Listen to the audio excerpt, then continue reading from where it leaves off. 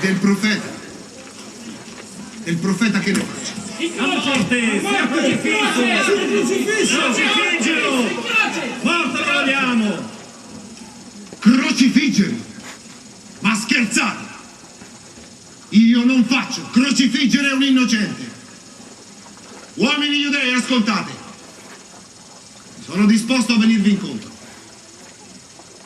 L'accusato non merita la morte, anche se non si può mettere in dubbio il fatto che abbia creato molte noie.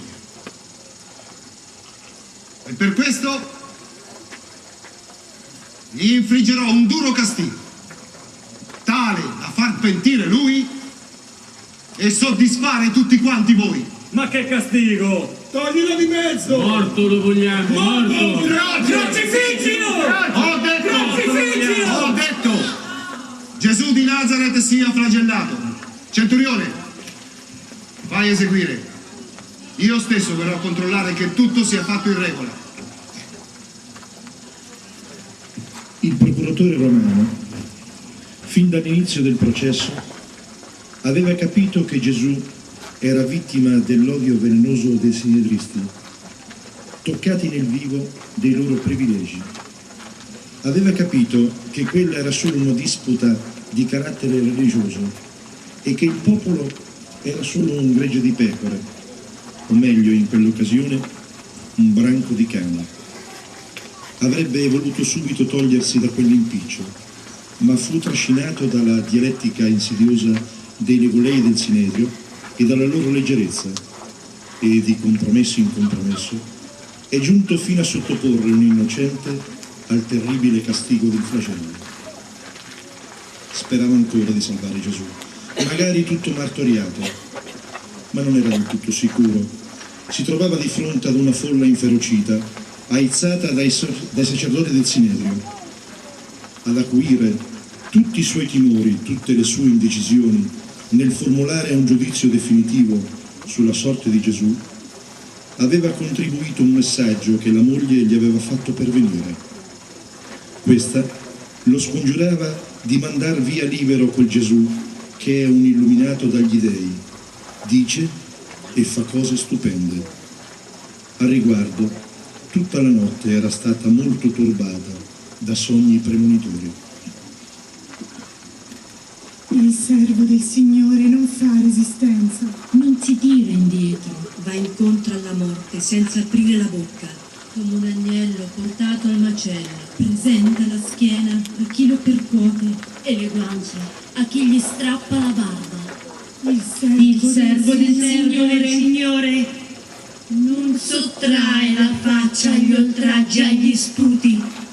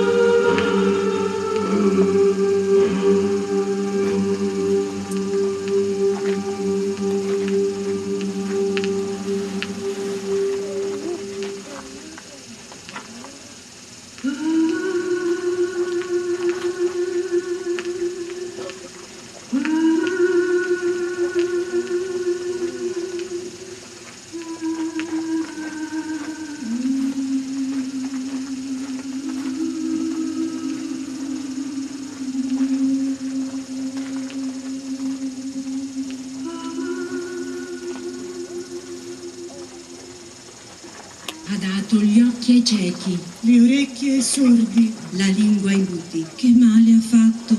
Ha sanato gli storpi, ha dato la vita ai morti. Che male ha fatto? ha detto che Dio è nostro Padre, Che siamo tutti fratelli. Che male ha fatto?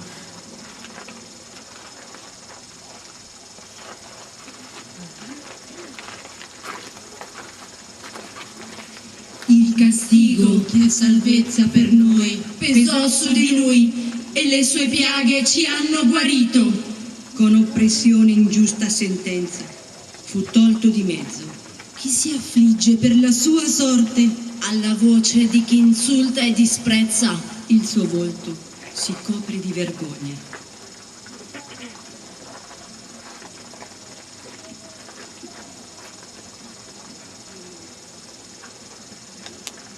Giuda Iscariota, vedendo che per il suo maestro si metteva male, comprese chiaramente d'essere stato usato come vile strumento dagli uomini del Sinedrio per le loro mire ambiziose e, preso da rimorso, andò da loro per rompere quella maledetta complicità.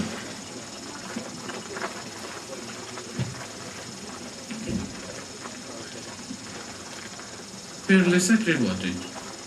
E adesso che ci fai tu qui, Giuda Iscariota? Da dove sbutti fuori, vecchia volpe? Ma cosa ti è successo? Sei pallido come un morto. Ma non era chiusa la faccenda con te? E come vedi, tutto sta procedendo bene. Ormai non c'è più scampo per quell'impostore. Ancora un po' e ce ne saremo liberati. Gloria sia al Santo dei Santi. Gloria. Tu pure hai il tuo merito, anche se hai fatto un affare. Sì, bella affare. L'ho venduto come si vende un agnello o un vitello al beccaio. Ma cos'è? Forse non ti basta quello che ti abbiamo dato? No, io ci sputo sui vostri denari. Teneteli, godeteveli e crepate. Quanto a me e quanto a me ho peccato, tradendo sangue innocente. Hai peccato. E a noi lo vieni a raccontare? Hai peccato. E allora che cosa importa? Arrangiati! Dovevi pensarci prima. Cani! Cani maledetti! Maledetti, maledizione! Giuda, pentimento,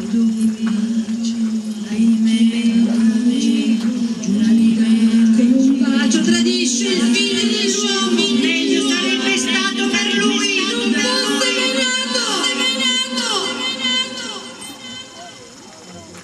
E adesso cosa ne facciamo di questi denari? Dalla cassa del tesoro li abbiamo presi per compensare il servizio di Giuda.